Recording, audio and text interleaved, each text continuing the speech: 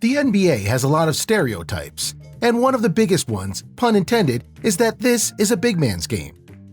That you have to be at least 6 feet tall or more to play in the NBA, and that you have to be as close to 7 feet tall or taller in order to truly have a successful career. Which is of course ludicrous and a lie, because there have been many less than 7 feet tall players who have had a great career in the league, and many less than 6 feet tall players who have made their own impact. Allow us to show you some of them. Be sure to like the video and subscribe to the channel. Number 8. Nate Robinson, 5'9". You might think that there aren't any famous small guys in the NBA, but you'd be dead wrong. And Nate Robinson is a great example of that, with more to come obviously. When he was drafted by the New York Knicks, nobody expected, well, anything from him. Except when he did get on the court in a backup capacity, he had a really good set of skills. But easily, the thing that most people remember is that he won the dunk contest, not once, not twice, but 3 times, including one time going over Dwight Howard and being declared Kryptonite, as Dwight was Superman. Winning the dunk contest once is hard, winning it twice is impressive, but doing it 3 times at just 5'9", that's how you show you're dominating. Number 7. Isiah Thomas, 5'9".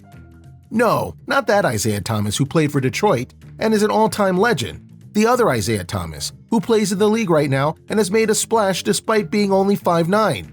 Arguably, his most famous season was when he was with the Boston Celtics and led them to the Eastern Conference Finals on his talent and skills.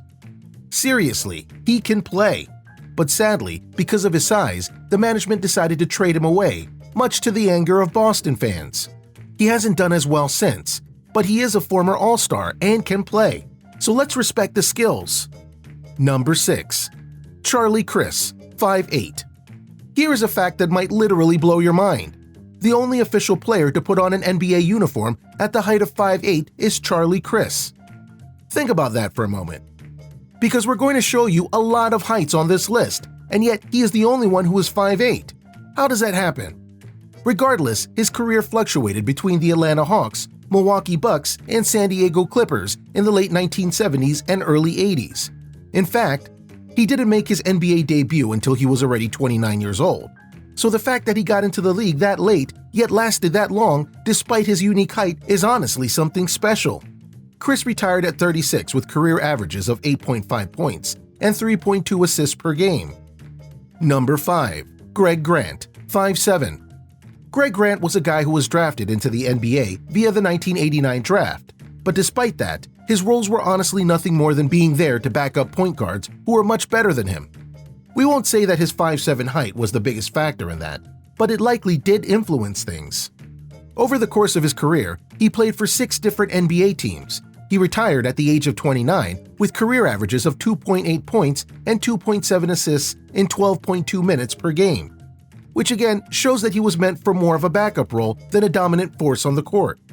Number 4. Keith Jennings, 5'7". Sadly, Keith Jennings is another case of someone trying to make an impact in the NBA, but not really being able to do it. He went undrafted after he declared for the league, but did get with the Golden State Warriors at 24 years old in 1992 to 1993. Jennings averaged 8.5 points in 17.0 minutes per game over 8 games in his rookie season. Not the best impact player as you might guess. To his credit, he did tough it out and was with the Warriors for another 2 seasons, but only in a reserve role, which led him to leaving the league after 3 seasons. Sometimes height does hinder. Number 3. Spud Webb, 5'6". Easily, the most legendary small man in NBA history, stood just 5'6", but he could jump into the air at almost 4 feet, which led him to be known for his dunking abilities, which was substantial and frightening to behold because of his relatively small structure.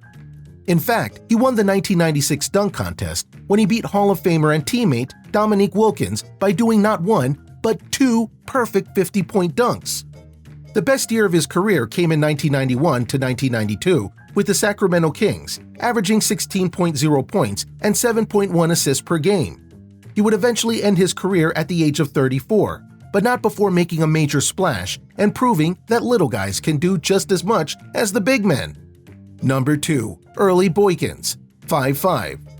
Boykins is an example of not really giving a player a chance until he proves he's worth it. because Boykins went undrafted in the NBA but made it to the New Jersey Nets eventually. But no one really gave him a chance to play, being a third-string player, and that's it.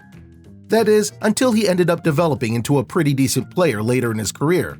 Boykins' best season came when he was 30 years old in 2006 to 2007, averaging 14.6 points for the Denver Nuggets and Milwaukee Bucks. And to show just how long-lasting he was, he played until he was 35 years old.